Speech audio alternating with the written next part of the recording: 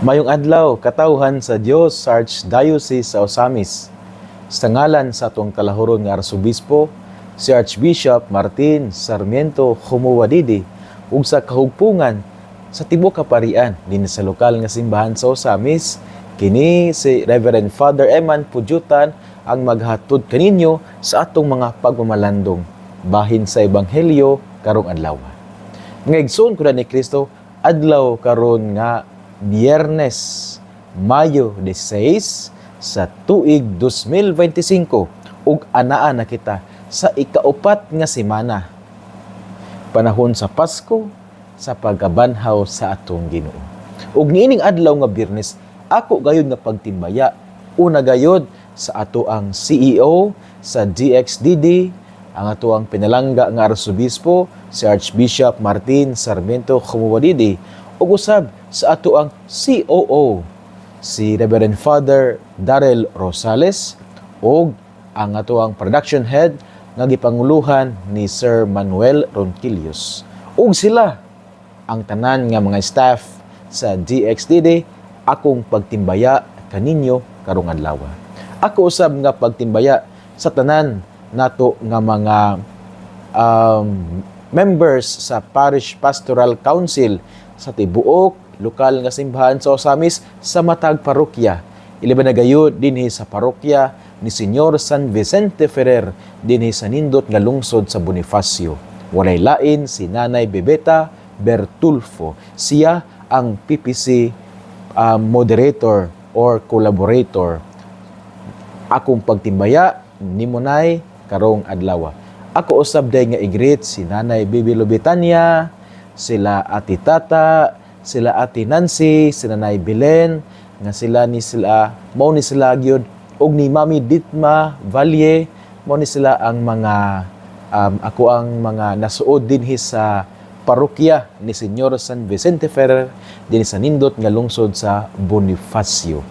Nya, dakan pa ko nasuod pero dili lang kayo ko makamemorize sa ngalan. Nya, mao ni sila kay perminti man makita nila kay kada adlaw man po ni sila musimba sa matag misa nako dinhi sa parokya matag adlaw naaman guni sila mao nang perminti gid nako silang mahinumduman.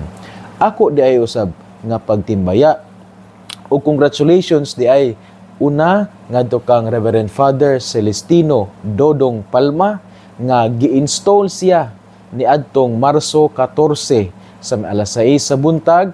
Gi-install siya isip maoy bag-ong Padre Cora sa parokya ni San Isidro Magbabaol diya sa lungsod sa Tudela. Kang Father Celestino Dodong Palma, congratulations pod ngadto kang Reverend Father Fernando Diding Aguilar Jr. o kang Reverend Father Zacarias Saki Montifalcon nga kaghapong adlaw piyesta atol sa piyesta sa parokya ni San Isidro Labrador diha sa lungsod sa Calamba, gi-install game usab ang rito sa installation sa mga pari dinha si Father Diding Jr. mao ang Padre Cora ug ang iyang parokyal vicar si Father Saki Montifalcon. Busa kang Father Diding ug kang Father Saki, congratulations. Wala intawon gyud ko nakaadto sa fiesta usab sa fiesta mass o sa installation ni Father Diding o ni Father Saki tungod kay naamang ko'y fiesta po dinhi. Nagsaulog mo kong fiesta kaghapon niya alas 9 po sa buntag sa Lower Pisaan. Ang ilang patron ng pod kay si San Isidro Labrador. Gani karong adlaw usab sa may alas 9 muadto ako sa Upper Buracan aron nga magsaulog usab sa Fiesta Mass sa ilaang patron si San Isidro Labrador. So, mao ginano, nibitaong sa bulan sa Mayo, daghan gyud kay magfiesta ni San Isidro Labrador. Kani kasagara sa mga parokya nga ako bitaw na obserbahan usab, mas gani sa parokya namo sa Aluran, basta Mayo gani Santa Cruz ug nang kapilya nga ang mga katawhan nagdebosyon sa balaan nga krus ug usab mga kapilya nga ang ilang patron si San Isidro Labrador. Daghan gyud kaayo ni siya nga ang mga tao katawhan libre din sa lokal nga simbahan sa Osamis nga nagdebosyon kang San Isidro Labrador og nangayo sa iyaang pangaliya nga gihimo siyang patron diha sa ilaang kinabuhi. Gani kagahapong adlaw sa may alas 5:30 sa kahaponon digto sa barangay Lorenzotan sa Dakbayan sa Tanggob, nagsaulog man pud ko sa ilang ikasiyam nga novena misa. Nya karong adlaw usab mausab ang ilang kapistahan. So daghan kayo nga mga parokya, mga kapilya usab nga ang patron si San Isidro Labrador. Kini nindot kayo nga timaan mga igsoon. Sa ako pagmalandong ba, nindot kayo nga kanang bitawng daghan kayo ang nagpatron usab kang San Isidro Labrador. Gawas nga makarelate sa iyang kinabuhi nga usa siya ka mag-uuma diri sa tuang lokal nga simbahan sa Samis sa probinsya sa Misamis Occidental. Ang farming usa man gid siya ka kada taong trabaho. Daghan kay taog mga basakan dinhi nga daghan pagay tag mga kalubin-an, agricultural land maning Misamis Occidental. Mao na nga gawas nga ang mga tawo makarelate sa kinabuhi ni San Isidro Labrador nga usa ka mag-uma, usa ka magbabaol, pero gawas ni ana tungod kay ang mga katawhan sa lokal nga simbahan sa Osamis, una man gid nila giuna man gid ang Ginoo ug sa ilang pag-una sa Ginoo ila maging gipaningkamutan nga puy-an usab ang hiyas ni San Isidro Labrador nga mao ang pagka-maampuon. Unya, mga igsuon, kini biyang pagka-maampuon importante kayo sa atuang kinabuhi. Kung kita mag-ampo, dili magitatalikdan sa Ginoo. Because He who prays will never be abandoned by God. Usbon ako, He who prays will never be abandoned by God. Siya nga mag-ampo, dili gid niya siya talikdan sa Ginoo. Kay ang Dios ana ay malumong kasing-kasing ngadto sa iyang mga anak nga maampuon. Nya karon kay tuig sa Jubileo, Pilgrims of Hope, kitang tanan. Pero importante kayo nga diya sa atong pagpanaw niining tuig sa paglaom, importante nga una ginatong huptan ang pag-ampo. Kay mao man ni ang ato ang kutay ngadto sa atuang amahan. Diya sa ato ang mga pag-ampo. Kita magpasalamat sa Dios, kita mangayo sa kapasayloan sa atong mga sala, kita mangaliyas Ginoo nga hinaut nga siya mahimong maluluyon diya sa atong kinabuhi. So usbon ako mga igsuon, importante kayo ang pag-ampo. Nya kini nakita nato tungod kay dinhi sa lokal nga simbahan sa Samis, daghan kayo ang nagpatron, daghan kayo mga kapilya. Usab na mga parokya, 3 ka parokya diha sa Calamba, sa Villaflor, Dakbayan sa Oroqueta ug sa Tudela nga ang patron si San Isidro Labrador. Apil na pud ang mga kapilya. Nindot kayo usbon nako tungod kay kini nagpakita man ato gayud nga gihuptan ang pag-ampo, because He who prays will never be abandoned by God. Mga igsuon, arita sa itong Ebanghelyo karong adlaw. Nga atong pagkakutloon, sumala sa Ebanghelyo ni San Juan, himayaon ikaw o Ginoo. Si Jesus miingon sa iyang mga tinun-an, ayaw kamo kaguol, salig kamo sa Dios ug salig usab kanako. Sa balay sa akong amahan, adunay daghang mga lawak, ug moadto ako aron pag-andam og dapit alang kaninyo. Kung dili pa kini tinuo, dili ko unta kamo sultihan niini. O kung atuan na didto og makaandam nagdapit alang kaninyo, mubalik ako og kuhaon ko kamo, aron bisag asa ako atua usab kamo. Naibalo kamo unsaon pag-adto sa dapit nga akong adtuan. Apan si Tomas miingon kaniya, Ginoo, wala kami mahibalo kung asa ka paingon. Busaon-saon man namo pagkatultol sa dalan. Sa Jesus mitubag, ako ang dalan, ang kamatuoran ug ang kinabuhi. Walay makaadto sa amahan kundili muagi kanako. Ngayon ang Ebanghelyo sa Ginoo. Daygon ikaw o Kristo. Ngayon, kini nga itong Ebanghelyo atong gikutlo sumala sa Ebanghelyo ni San Juan kapitulo 14 o versikulo 1 hangtod 6 nga kitang tanan familiar kayo niini. Ako pod familiar kay niini tungod kay usa man ni sa mga ebanghelyo nga basahon panahon sa funeral mass. Kada bitaw misa adi sir ilubong ang patay nga lawas, usa sa mga options nga gihatag sa atuang liturhiya kining ebanghelyo sumala ni San Juan kapitulo 14 1 hangtod sa 6 din atong nadungog nga si Kristo miingon nga siya mao ang dalan, via, kamatuoran, veritas, ug kinabuhi, vita. Usbon ako, si Jesus mao ang dalan, via, kamatuoran, veritas, ug kinabuhi, vita. Unya walay makaadto sa amahan kung dili mo agi ni Kristo. Sanglit siya man ang via, sanglit siya man ang veritas, sanglit siya man ang vita. Nya indot kini mga igsuon kuda ni Kristo ang atong pamalandungan. Konektado kini sa akong giingon sa akong introduction ang kaimportante sa pag-ampo. The importance of prayer sa atong kinabuhi. Kaya diha sa itong mga pag-ampo, dili lang man kani siya ritual nga aksyon. Sa itong mga pag-ampo, wala naman ingon nga kita ra nagluhod, for the sake nga nagluhod, kita nagampo, o sa kapag-ampo nga ato ang na-memorize, kita mo tindog mo luhod, dili man mga igsuon. First and foremost, prayer is an encounter with God.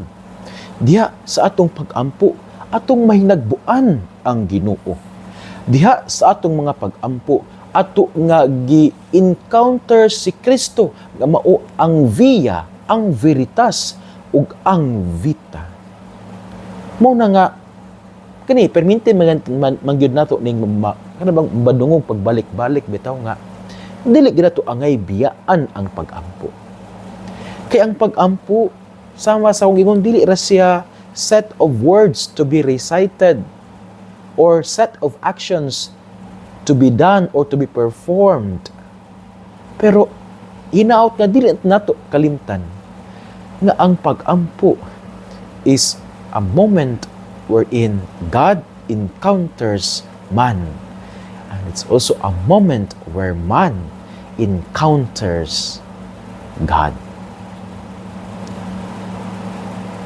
Nigsuon, dili nato biyaan ang pag-ampo. Especially sa panahon sa kalipay. Kay kasagara ra ba, mukusog ang atong mga pag-ampo kung anaata sa kalisod. Mukusog ang atong mga pag-ampo kung anaatay pangayoon sa Ginoo. Mukusog ang atong mga pag-ampo kung anaatay problema. Pero panahon sa kalipay, panahon sa pagbaya, sa panahon nga gihatag na sa Ginoo ang atong gipangayo, war pod nagkahinahinay og palong ang siga sa atong mga pag-ampo, which is dili unta mao. Pray, because in prayer we encounter God. Ang God encounters us. Usbon ako mga igsuon na si Kristo nag-ingon nga siya ang via, ang veritas ug ang vita, nagpasabot nga atong huptan ang pag-ampo, lig-uno nato ang atong mga pag-ampo. Kay diha sa atong pag-ampo, atong mahinagbo ang Dios nga unang naghulat kanato, sanglit siya man ang via, ang veritas ug ang vita. Munang nindot kaayo nga igsoon ko ni Kristo. Sama sa gi-announce po ni Archbishop Martin sa usa sa mga homilya, ug sama usab sa akong gi-announce dinhi sa amuang parokya. Dili sa parokya ni Señor San Vicente Ferrer, lungsod sa Bonifacio.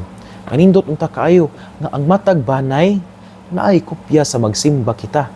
Kay diha sa magsimba kita, naaman ang mga pagbasa sa Santos Misa ni anang adlaw, na ang unang pagbasa ang Salmo ug ang Ebanghelyo. Nanindot kayo nga magtapok bitaw ang banay, na bitaw inikabuntag bitaw nga sa dili pa magtrabaho, sa dili pa magdigamo, sa dili pa mangandam aron mangadto sa trabaho, sa dili pa magandam aron maadto sa eskwelahan, magtapok usa ang banay ba, nya magampo. Ug diha sa pagampo, basahon ang pulong sa Ginoo. Basahon ang Ebanghelyo. Inaguman sa basa sa Ebanghelyo, magampo nga ang mangulo ang amahan. Kay sanglit siya man ang haligay sa kanibitawng ang haligi sa balay. Nya pato man siyang pinasayon na kaayo nga naay magsimba kita. Pinasayon na gyud kaayo. Nya pato ra ba magsimba kita more or less nasa mga 80. Nya ang usa ka isyu good for 1 month. Nya ato ibutang general nga price siguro 80. Nya i-divide into 30 months, so na mga 2.6 pesos every day. Cheap ra kaayo. Pero usahay dili nato siya mahimo tungod kay maupod lagi. Naasiro tay mga laing priority nga nalimutan nga ang pinakauna, top on the list gid sa atong priority mao gid unta gyud ang Ginoo. Again, mga igsuon ko ni Kristo, nindot kayo nga ang banay mag-ampo. Kay kani murag cliche na siya, pero it bears kada bitong naagipon siya ay kamatuoran nga a family that prays together stays together. And what makes them nga sila magpabilin, mao gayud ang Dios. Kay mura bitaw naog kabantay mo sa ligid bitaw sa bike. Di ba nanay hubs? Kanang sa tunga niya ba? Niya nay mga spokes, no? Di nay rims ani niya kanang sa gawas lingin. O niya nay mga spokes niya. Kaning spokes da ka-connect siya sa hubs katong sa tunga bitaw niya sa center. Nya peligro kayo kung kaning mga spokes kay wala naka-connect sa hubs sa kaning center. Bisan pag naka-connect siya sa yantas, pero kung wala siya naka-connect sa hubs, ang dagan sa ligid bakikaw.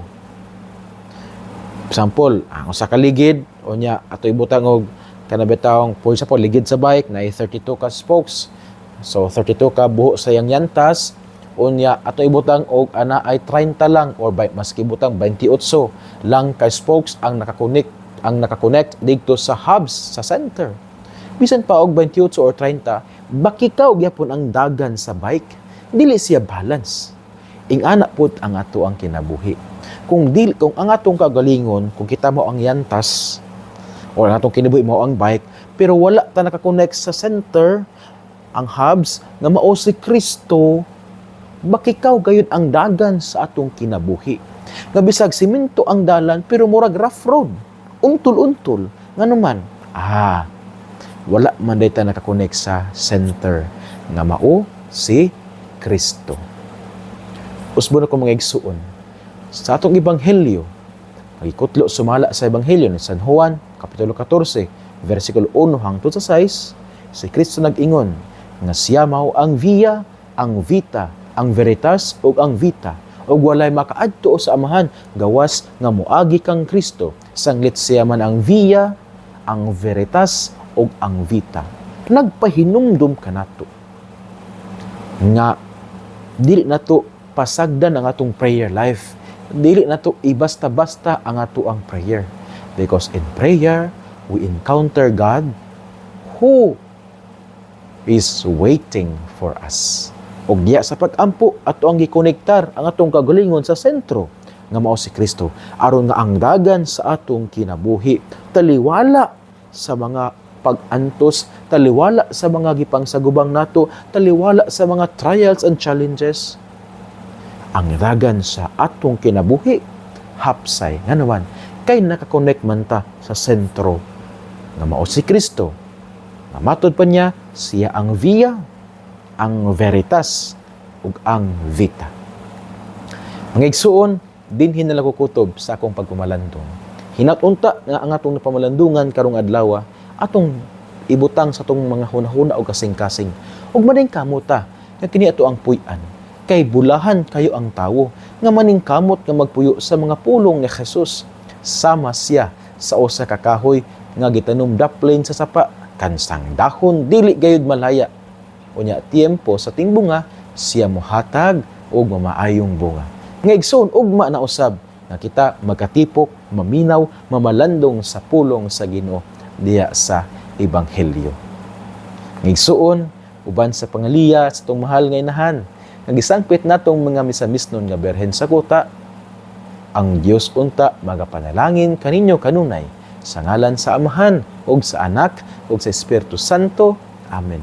Mag-amping mayong adlaw ug ki Dios les siempre bendiga.